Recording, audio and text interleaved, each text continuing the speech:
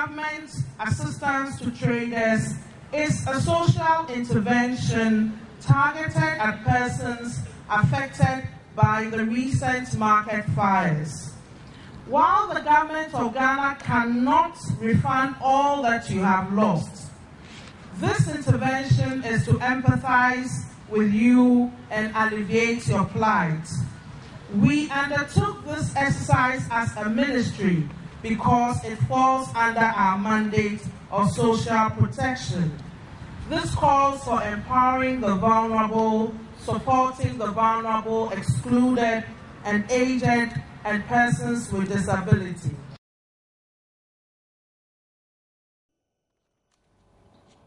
All right, and that was the Gender and Social Protection Minister, Nana Oye-Letta, announcing the opportunity for the victims of the market fires to receive 250 Ghana cedis to support them. Alex, the question is, what is this for? Are they supposed to use the money to do what? Well, I think that, as stated by the minister, it was one to show that there is concern by government about what has happened to the victims. It's a social intervention to assist those who are vulnerable and make sure that if for no other reason that this is a caring government, and it is something that we should continue to look at to assist people in the future.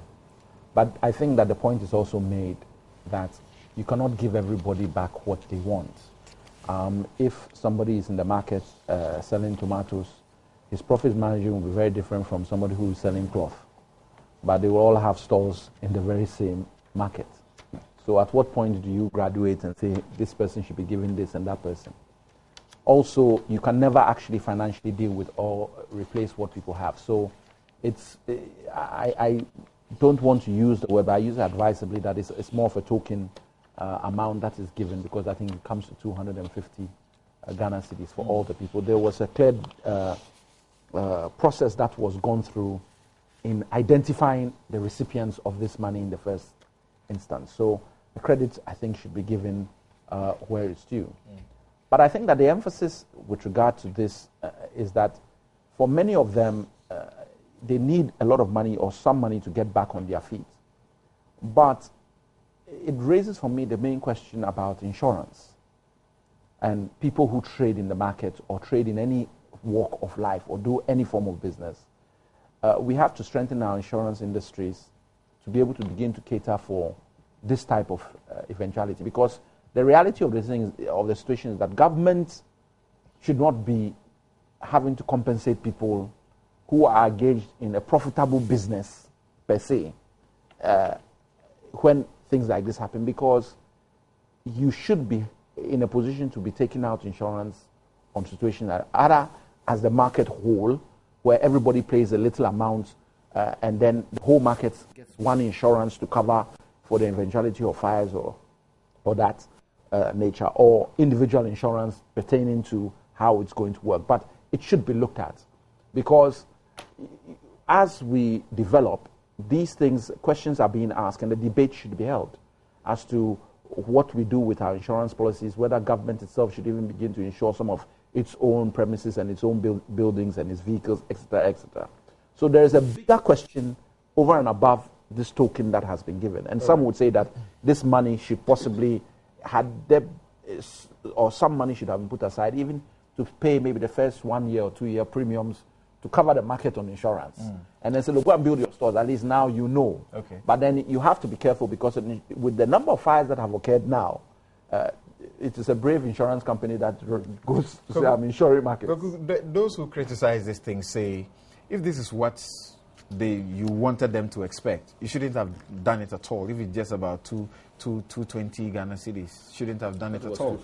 250 Ghana cedis, shouldn't have done it at all, because some of the women have lost quite a fortune in the process. Yeah, if you are looking at the quantum, it's really nothing to write home about.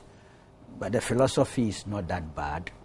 You just want to throw a helping hand. So we have to draw that extension between the sentiment behind the gesture, the will that you want to help, but the money is so insignificant that I wonder what it can do. And the question is, what analysis went into, assessment went into that? I was proceeding in that direction, that I think if they were to tell us that this is just a stopgap measure, an interim thing, and that more will be coming, it may be useful. The state must be able to dig into the coffers. If we were to protect the state coffers properly, if we were to cut out waste, we'll get a little bit more to add to this. There's a lot of leakage. The system is leaking, and it didn't start today. Let nobody think I'm talking politics. It's there, so there's a little bit more somewhere we can get and give to them. But we should go beyond that. The kind of markets we build, we've elaborated on this matter here. It's part of it. I've been asking, and please, this might appear diversionary, where are the reports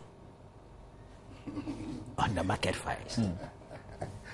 Whilst we are doing this humane thing, and we appreciate, even though I'm saying we should increase the amount, where are the reports on the US market team fires? has finished and left. Where is the report?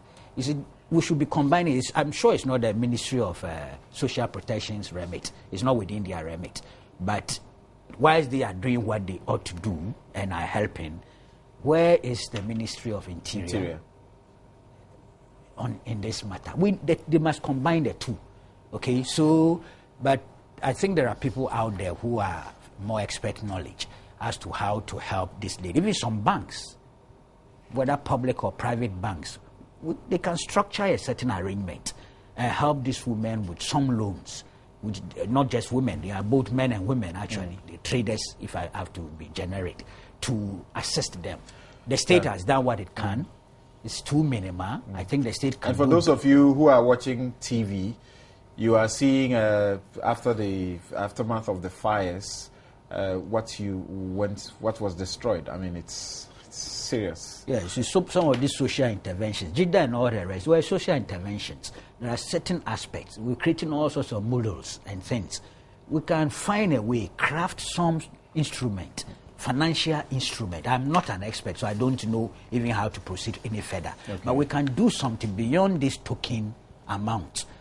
Structure some financial instrument that can assist them. They will pay back. All right. Something to pay back. Nana, Kweku and Alex are speaking the same language. We should look beyond this token, which some say is really not a token. Yeah, I think I go the same path, really. I mean, I'm amazed that the ministry was even able to shell out that money in the middle of the budget year. I mean, where did they get that money from? You know, they must have just pulled all money somewhere. I must commend the minister for that effort. You don't, like they say, you don't look a gift horse in the mouth. You know, I mean, this is really a token. It was, and the minister didn't hide it. He said it. That, look, this is a way of, you know, empathizing with you. That's the word she used. So it's like, but the point that you make is very legitimate, you know, that I think that we must be looking beyond it. These social interventions and, the group insurance, that's absolutely feasible. It shouldn't be not only here, but all the markets in the country, right. You know, but the capitalizing our people. Yeah. Look, this 250 that we sit here and think is so minimal. For some of them as we wrap up, Alex is taking leave of us. Yeah. As he continues to admire my shirt, and he says that he really does like it. That is why I'm leaving early. Because of the colors. Yeah. All right. So, Latida getting me into trouble here. Yeah. So just want to remind us that, look, the 250 maybe some decent capital for some people. Some their margin, their capital is so lower than that. So yes, the ministry or government, for that matter, should be put in place bigger, you know, social intervention. But I don't think that we should underrate the significance of what the minister and the ministry is done. I think it should be commended, at least. Yeah. All right. We have very limited time, and I'm going to take about 3 minutes each of your comments on the minorities' concerns about the agri sector, which is not receiving the necessary budgetary support, and they are afraid that we could be plunging the state into, the getting into the Dutch disease because of the little oil that we have found. Now, this show is also brought to you by the kind sponsorship of Lipton. Join Lipton Tea on the journey of refreshment and vitality. The world's favorite hot tea brand will give you the needed level of alertness to start your day. So take another look at your day and begin with a cup of Lipton for natural refreshment in mind and body. Lipton Tea, inspiration flowing from nature. And soon as the show is over, this is the deal for you, that if you call this line, that is 020-433-6444. Take it down because it's a magic number this moment. 020-433-6444. If you call that line right after this show, you're going to get a very heavy discount on the best of African prints. That's from Latida. So keep that in mind and put a call through right after the show. On this note, I'd like to start with Abdul Malik Okubako. We're just running out of time, but just some brief commentary. The minority is very concerned, and the bigger issue is that the agri sector is not receiving the budgetary support that it ought to have received, and a whole number of things are going wrong in the ministry. They are saying we should watch out, or else we are getting into the Dutch disease. Are we anywhere close to that? Well, let me confess, I don't have the requisite competence to interrogate this issue or the issues arising out of it. And I'm happy time is running fast. Because I really don't have anything serious. I know agriculture is important. I mean, if I should do an uneducated intervention, there are a lot of Ghanaians who work in there. Vast majority of our people are in there. I believe that even bringing technology to bear on agriculture, more or less industrializing that sector, would help. It's true. They're saying that on the subheading of mechanization of agriculture, they're saying that this was the promise by the present government, but they don't appear to have done anything about it, and that things are rather getting worse. For example, they say that the plan this year to establish agricultural mechanization service stations in 170 districts has been repeated in each budget year since 2009. Yet the number of centers continue to fall. From 86 centers in 2009, the number has fallen to 62 centers by 2012. Yeah, it may be true.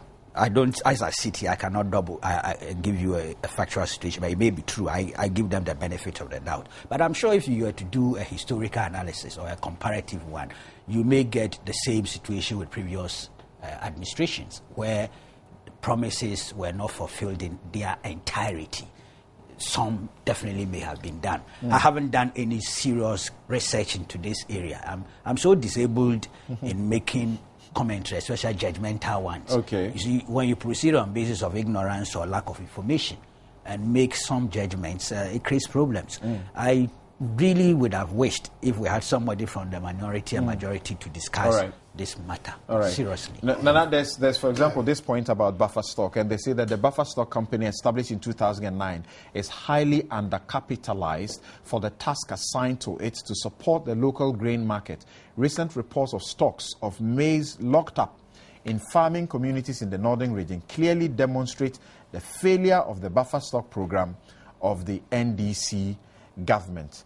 And, they have all sorts of issues. My point is that they come to a conclusion and say that the government has to act urgently to avoid the affliction of the Dutch disease on Ghana with the emerging oil and gas industry. Yes. I think that, just briefly, I think that this is a very important discussion which must be taken very seriously and maybe taken at the appropriate forum. and it should not be a partisan thing. If we don't have food, if our economy is not working well in the agriculture sector, then there must be a bipartisan way of determining it. Because we all be affected. We are all affected. You understand? Are we racing into a Dutch disease? That's a very dangerous situation. Venezuela and all the others, they run it, you know. So we must be careful. And I'm not too comfortable with the way like the minority went forward and just put the side of it. Is it true? They're supposed to keep the government in check. Yeah, absolutely. But I'm saying that when it comes to, like we said, is it true? You must get to the basic facts, then we can talk about it. Is it true that food production, for instance, has gone down? Is it true that the buffer stock, you know, is cannot be sustained and all that? You can say, what is the role of oil in the GDP, for instance, as a general rule? Clearly, you see, the more you get industrialized or the more you bring in other matters, agriculture will input into GDP will lower. Yeah. So if you see the statistics there, you think that, agriculture now is dropped to 14, but, you know, it used to be 23. So necessarily, as we sit here, my attention has been drawn to the fact that buffer stock is stocks. You know, the centers are all full. You understand? Food production has grown so much. Even rice, because I chair a board, you know, the AVMA rice board, we have our own challenges. But rice stocks don't go up about 57%. You know, the only year that Ghana dropped in food production, unfortunately, happened to be 2007 in 50 years. Got me? But it's been rising consistently. I'm saying that maize, rice, cassava, yam, and all the tubers have been recording increases in production. And if you go to the realm of fertilizer, we know fertilizer has moved from 2043 to about, 176 thousand metric tons. You know, so we must know the figures out of which we can argue. You know, the Dutch disease is a real problem for any the oil-based economy.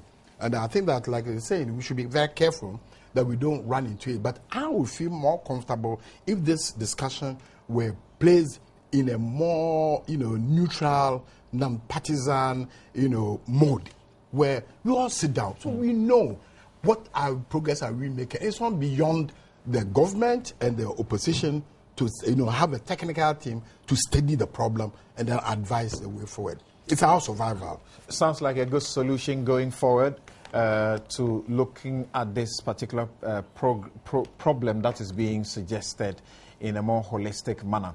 And on that note, we draw the curtains on Newsfile. This has come to you from the Multi-TV studios. This is your Joy News channel. And thanks to all of you who are watching in the UK and elsewhere on the ABN Sky platform, ABN TV.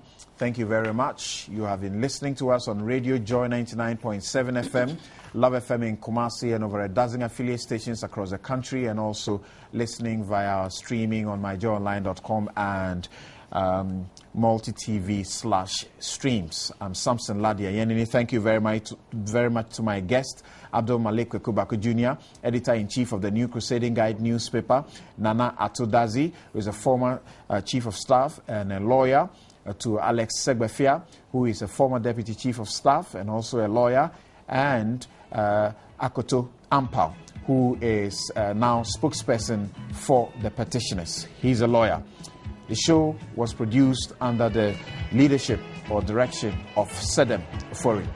Have a good afternoon, and thanks, Emmanuel Ante.